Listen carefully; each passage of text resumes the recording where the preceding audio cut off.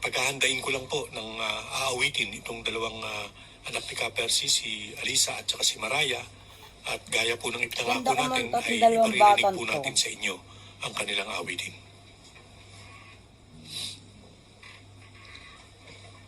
Ito na.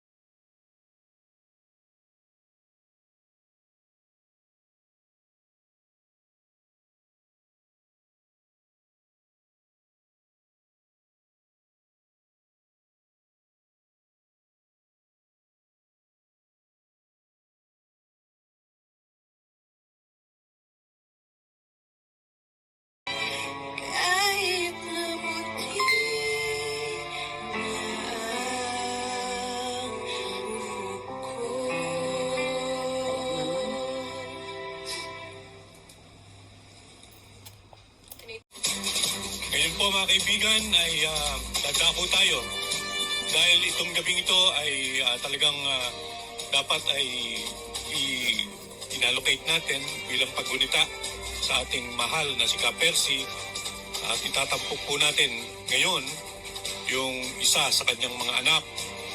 Ito po ay napakasipag na bata, nagsumikap magmula nung siya ay maliit pa, aral at namili ng profesyon bilang isang professional singer. At para sa kabatiran ng iba, ito po ay naging isang tanghal ng mga awit nung ang sikat at premyadong songwriter sa buong mundo na si Mr. David Foster ay nagsagawa po ng kanyang konsyerto dito sa Pilipinas. Tatawagin po natin ang anak na lalaki, pangalawa sa mga 6 na supling ni Ka-Percy, wala pong iba kundi si Mark Mabasa.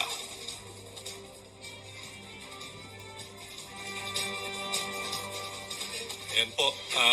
Mark, magandang gabi sa iyo at alam mo, ikaw yung nakita kong anak ni Ka-Percy magmula nung araw nung kanyang pagkamatay, no? At saka hanggang sa burol, hanggang nitong mga huling sandali na ito ay nakita ko yung katatagan sa iyong sarili at yan ay isang magandang senyales na at least ilan sa inyo ay nagmana kay Ka-Percy, no? Yung katapangan talaga.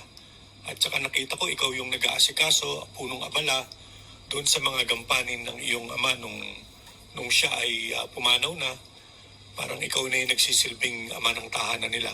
Bumati ka muna, Mark, doon sa mga libo-libong tagapakinig ni Ka-Percy at kilala ka rin naman din ng marami sa kanila, no? Magandang gabi po sa inyong lahat at maraming salamat po sa patuloy niyo pong pagsuporta sa sinimula ng aming tatay at ipagpapatuloy po ng aming puting tito na si Tito Roy. At sana po huwag tayo magsawang suportahan siya. Salamat, Mark. Gusto ko munang ilatag mo sa amin o ikwento sa amin kung paano ka ba nagsimula dito sa pag-awit na to? Sapagkat ako, napapanood na lang kita sa TV na ikaw ay kumakanta na pala, no? Ilang taon ka nagsimula at paano mo narating itong iyong estado ngayon bilang isang professional singer na kilala na rin sa iyong larangan, ano? Bata pa lang po ako, alam naman po ng lahat doon ng mga tito ko. Ako yung parang entertainer nila. Bibigyan nila ako ng pera, kakanta ako, parang gano'n. Para akong yung video okay na hinuhulugan. Pagka lahat ng sabihin nila, basta kumanta ka, ako naman kanta agad. Tapos after nun, talagang yun na talaga yung laman ng ng puso ko. Yun na yung gusto kong trabaho talaga. Tapos hanggang sa nung nag-aral ako, lahat ng mga contest sa school, sinalihan ko. Tapos nung nagkaroon nga ng pagkakataon na makapagtrabaho bilang professional, naging banda ako. Nagkumanta ako sa mga hotels, sa ibang bansa, at hanggang sa nabigyan ng pagkakataong makasali sa X Factor. And after nung X Factor, yun doon natin nakilala ang isang sikat na composer na si Mr. David Foster upang maimbitahan tayo sa concert niya kung saan nakasama ko po yung mga idolo ko sa pag-awit. Kagaya nila Natalie Cole, nila Boyz II Men, at iba't iba pang mga sikat na singers. Oo, napanood ko nga yun eh. Ito ba yung ginanap sa Araneta Coliseum, ano? Napakagandang konsyerto. At kami ay natutuwa sapagkat napakalayo na rin ang narating nitong si Mark, ano? Magsimula nung ito'y nanalo sa The Voice dun sa isang TV station, ano? Sa X Factor pala, sorry. Dun sa isang istasyon ng TV, no? At nung gabi nga yun ay tayo ay nagkakalap ng mga boto sapagkat yun ay botohan, ano? At ibig sabihin napakalayo nung narating at ngayon po siya po ay nagpe-perform kung saan-saan ng mga concerts at saka sa mga shows. In fact, even abroad, nagpunta na ito, ano-ano ba yung mga sinalihan mong mga patimpalak sa abroad? I understand galing ka sa Macau and nag-perform ka rin sa US. Ano ba yung mga sinalihan mo or kinantahan mong mga importanteng events, Mark? Yung nabanggit nyo nga po, yung sa Macau po, yun po yung International Jazz and Blues Competition, kung saan po ako po yung naging representative ng Pilipinas para lumaban sa iba't ibang bansa. Kung saan naging out of 128 po, naging top 12 po tayo. Kasama po tayo sa top 12. Nabalitaan ko rin na ikaw ay nagpunta sa Amerika noong mga nakaraang taon, ano? Ano ba ang ginawa mo ron at saan ka nagkumanta? Yun nga po, nakasama po ako sa concert ng The Platters at saka ng Stylistics po. Yun po yung mga nakantahan kong mga events sa US. At nabigyan din po ako pagkakataon na makapaggawa ng solo show doon po sa San Francisco way back 2018 po, bago po ang pandemya. Kita na ninyo kung saan nagmana si Mark, ano? Dahil si Ka Percy siguro ay nasusubaybayan nyo rin. At si Mark ay isa lamang sa mga anak ni Ka Percy na kumakanta, magaling. Nauna na nga yung dalawa, si Maria at saka si Alisa. Mayami ang konti, pakakantay natin si Mark, ano? Pero kailangan ko munang alamin kung ano ang kanyang saloobin sa mga panahong ito. Sapagkat nung pumanaw nga po si Ka Percy, kagaya ng sinabi ko kanina, siya na yung parang tumayo na parang ama ng tahanan at inaasikaso yung kanilang pamilya, yung kanilang ina, no, si Lisa. Kumusta na kayo, Mark, at ikaw, especially, no? Ano ba ang pakiramdam mo ngayon at ano ang mga balakin mo ngayong ikaw na ang parang ama ng tahanan ninyo? Kagaya po ng nabanggit ng mga kapatid ko kanina, now medyo na back to zero po kami talaga. Na-reset kami kasi nabago yung mga plano namin, yung mga pangarap namin, which is supposed to be ngayong December, yung pinaka-busy panahon po para sa trabaho ko po.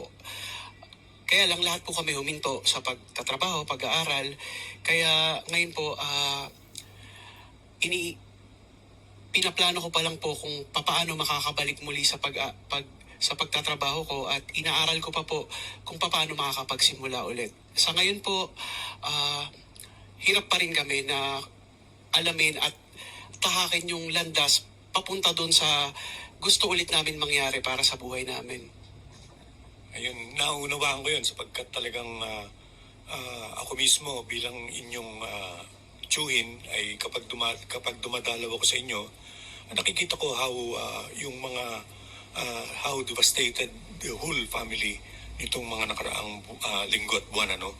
Ngayon, Mark, ano ba ang natatandaan mong mga iniahabilin sa'yo ni Ka Percy nung na siya'y nabubuhay pa? Ano bang mga payo ang binibigay niya sa'yo kapag ikaw ay nagtatrabaho? Sapagkat yung tinahak mo ay, I mean, napakalayo nga nung sinabi ko, napakalayo na nung narating mo. Natutuwa ba yung mga magulang? Ano ba ang pinapayo ni Ka Percy sa'yo para magtagal ka dyan?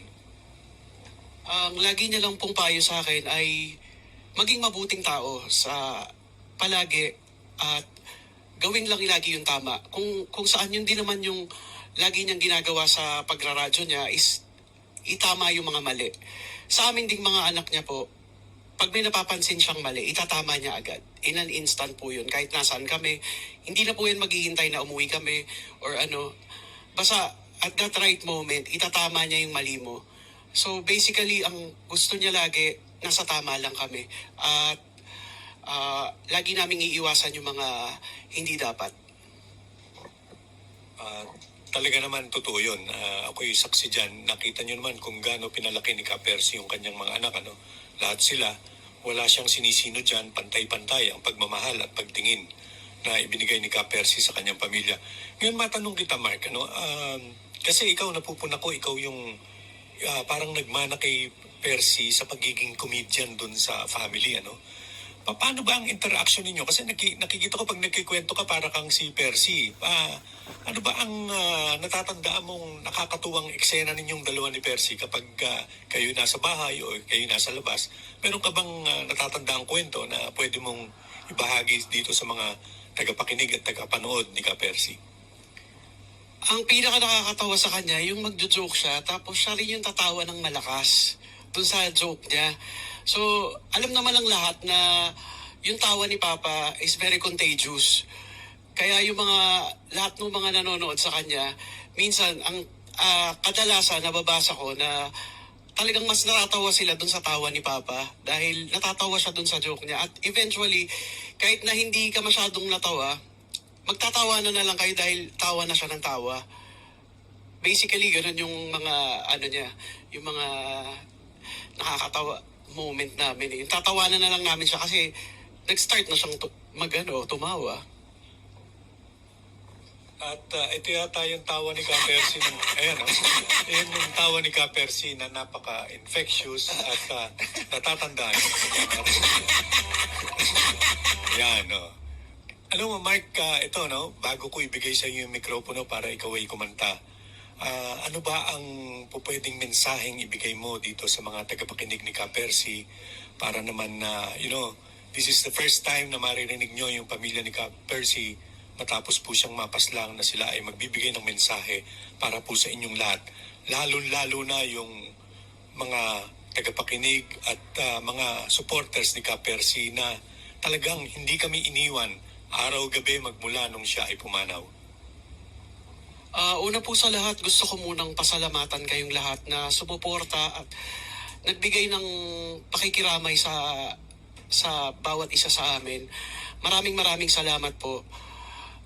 Sapagkat kung wala ho kayo siguro, mas mahirap pa ho tanggapin yung nangyari kay Papa. Bagamat hindi pa rin naman ho namin tanggap, nakatulong ho yung mga pag-suporta nyo at pagbibigay nyo ng mensahe sa amin araw-araw.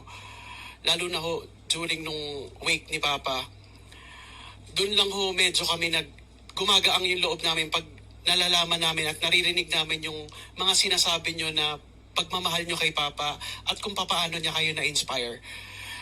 Gusto ko lang hong sabihin sa inyo, wag ko kayong magsawa na wag niyo hong kalimutan si Papa at ipaglaban kung ano man yung nasimulan niya. At ito na nga ho yun, hiling ko lang ho sa inyo kung paano niyo ho sinuportahan si Papa. Sana ganun niyo pa rin suportahan itong programang ito kasama ho ang aming tito na si Tito Roy. Maraming salamat, Mark. Bago kita bitawan, totoo yung sinabi mo. Alam niyo ba, lalo na rin sa mga kaibigan ni Ka Percy at mga tagapakinig sa abroad, kung nakita niyo lang po yung wake o yung burol ni Ka Percy, kahit ako'y namangha, almost 90% ng mga dumalaw ay hindi po namin kakilala. hindi po kakilala ng mga pamilya niya. Nagugulat na lang kami na sa lahat ng estado ng pamumuhay, nagdatingan doon. Mayroong mga professionals, non-professionals. Meron pa nga akong nakausap na isang magsasaka na galing ng Quezon, Kasama niya yung kanyang mga kaibigan at sila po ay namasahe lamang sumakay ng bus para makarating po doon sa pinaglagakan kay Ka Percy. Kami po'y nag-uumapaw po ang aming pasasalamat doon sa ipinakita niyong pagmamahal kay Ka Percy. At dahil dyan, ihahandog po natin si Mark upang umawit ng isang natatanging awitin, hindi lang po para kay Ka Percy, kung hindi para po sa inyong lahat na nakikita.